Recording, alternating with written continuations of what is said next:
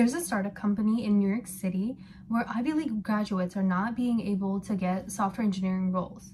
Not because they can't get a call back or that they're getting ghosted. It's because they're not able to clear the very rigorous interview process to finally get an offer at the end. This company only has 150 employees and is being funded by Google Ventures, Peter Thiel, and Andreessen Horowitz. What is this company? This is an AI financial company called Hebbia AI. And if you haven't heard of it, you're about to know exactly why a 130 million raised company valued at 700 million is being closely watched by the people who know what they're doing in AI. So the company's main product is actually called Matrix, and it acts as like an analyst for a hedge fund.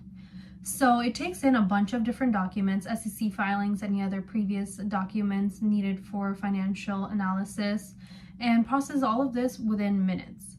It usually does this by blocking it off into subtasks, so a regular query to process over thousands of documents will take a lot of time and resource. Their main key selling point is they're using a different type of RAG model.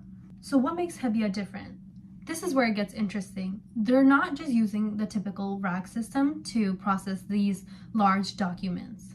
So what is RAG? RAG is like a system in place for AI to help you process the documents that you have and organize the data, so then you can later query it and the AI model can help find a proper solution to what you're asking. So in a typical RAG system, let's say like you have a grid, anything labeled around like the same like word, like dog, would have different coordinates that are around the same area. So you can see like between like two coordinates, if it's like a shorter distance, it means they're more related. Now if you have another point that is talking about cats, that would be located somewhere else, and all the other texts that are talking about cats as well that seem relevant to this topic would be also nearby each other. So this is a typical RAG system. So what they're doing is they're not just using a typical ChatGPT wrapper, they're actually implementing a different way on how to use RAG. So in the typical RAG system, this is usually done through chunks. So you find a chunk of information throughout the whole data set, and then that's what's being returned. What Hebbia is doing is they're doing it differently. They're calling it iterative source decomposition. So essentially, they're trying to break up the initial query that you send to the AI model into different subtasks, and each of these subtasks will go through the entire data set to find all the relevant information. So instead of only searching in this like dog category or just this cat category, they're going to go through the entire data set to make sure that they're getting all of the information that's needed so they don't miss anything. And what this does is this provides very real and accurate data back to the query.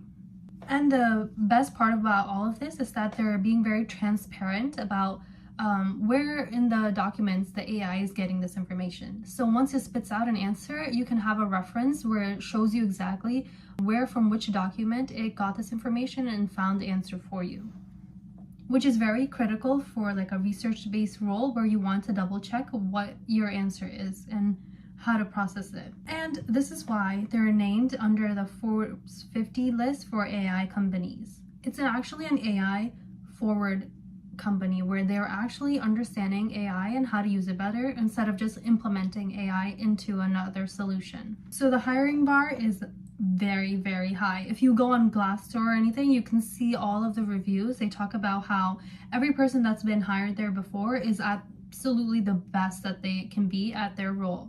As someone who's also worked in the fintech space, I understand the very importance of having engineers who understand not only risk within their system and also being meticulous with their changes to prevent any misinformation around like very sensitive documents, especially in the finance field. Overall, I understand why engineers not only need to understand how like implementing AI works, but how can you think outside of that box to improve the AI process that's already there.